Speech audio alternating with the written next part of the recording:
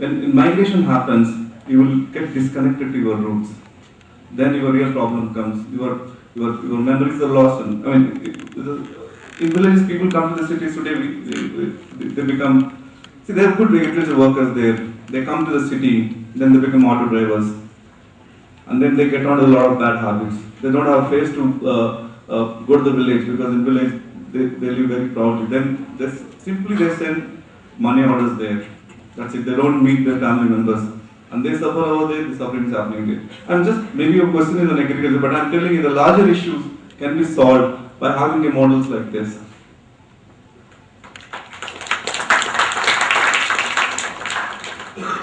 Hello? Yes, sir. Go ahead. I have a question. I have a very good Indian question. I do most of the talking and the question comes later. There's a guy in Delhi, they were working on this concept of 3,000 cities for the country. They spent years on it. They tried to map all the grids. As Ramesh or anybody here, this is what is happening. It's one movie I can see now, or something close. They figured 3 lakhs is the ideal number you can afford a college, a hospital. So there should be a lot of, PPP automatically. So do you have a view on this, or have you looked at it, or would you like to connect with these guys? There are various models that are being worked out. People are working on a billion people city as well. The key is not the size of the city, but the key is, as Mr. Reddy says, creating that economic driver within that city. Farm produce. Sorry? Farm produce is the key driver. Yes. Farm produce would be the key driver. Well, yes, and among other things as well. But you see, the issue is the cities are aspirational destinations. I would like to ask you a question: Why do only 0.5% of the people in Patna live in slums, but 65% in Mumbai live in slums? Both are cities. It is because of the economic drivers that is perceived in Mumbai. It is critical to create economic drivers first, and then have the city size to that. These guys spent 7 years figuring it out. They think they have it all figured out. Who? This bunch of people are connected to. Well, I would like to talk to them. They spent 7 years. I would like, but you see, I would like to suggest that urbanization is the solution to the urbanization pressure. You have to treat it as an opportunity. 3,000 cities of 3 lakh people each. Yeah. Is what they see as a working model. I- They figure 3 lakhs is a good number to sustain all the urban facilities that could possibly be there. We will have to talk to them. I do not know who you are I'm referring just to. saying that the guys who've been working on it and Okay. whether you would have looked at it. I will certainly have a chat with you after this and take that. Sure, and take that forward. Yeah.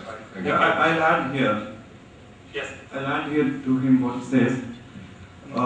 See, you need a growth driver in the rural areas. And I had an opportunity to accompany a Taiwan delegation which came to India.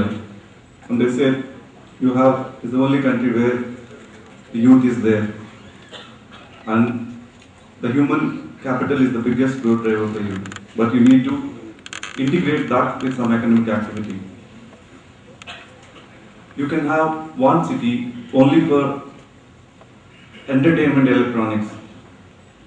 You can have one city for marine, one city for aero park, and one city for, it has gone to extent for the size of the market what you're going to have. You take the requirements of the people. You require for each requirement 2-3 cities. Like if you take, he was going on telling that even for washing machines you may require, with the kind of a size what we are talking about. That's the kind of, even for every aspect you can have one city. So Swarnabhumi we are targeting as a knowledge hub, knowledge and spiritual enhanced hub. So that's a growth activity. We are doing a development in Karaikal where we have built a port. So the Karaikal today population is 1,73,000 population. We have master plan to make it to a 500,000 population city.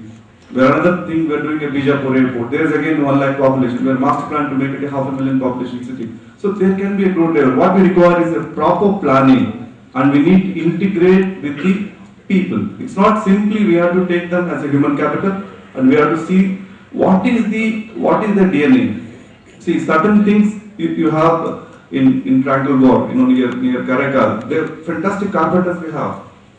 I mean, the kind of carpenting work they do, even missions cannot do. Like that, you need to map the local areas properly and develop based on their DNA what kind of a manufacturing activity, what kind of a growth driver we can create. I think that is more important. If you do that, I mean, the 2000 cities model or the 300 cities model, I think it is possible because you are taking the growth to where the population live, and population is the biggest asset for us today, which no country is having, and that to youth with the democratic principles, with the deep-rooted spiritual rootedness. That's the greatest asset what this nation has. I think we need to understand that and develop an economic model, and it can be a next superpower, and that's definitely is there. I think what Mr. Rajan was saying, after 50 years, you can see a different world. I think that's going to happen from India.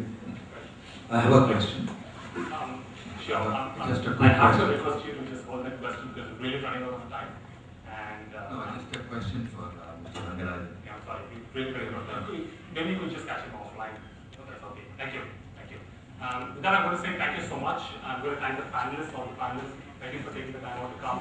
And for all the audience, thank you very much. We have dinner served, and we'll see you with the dining room. Thank you so much.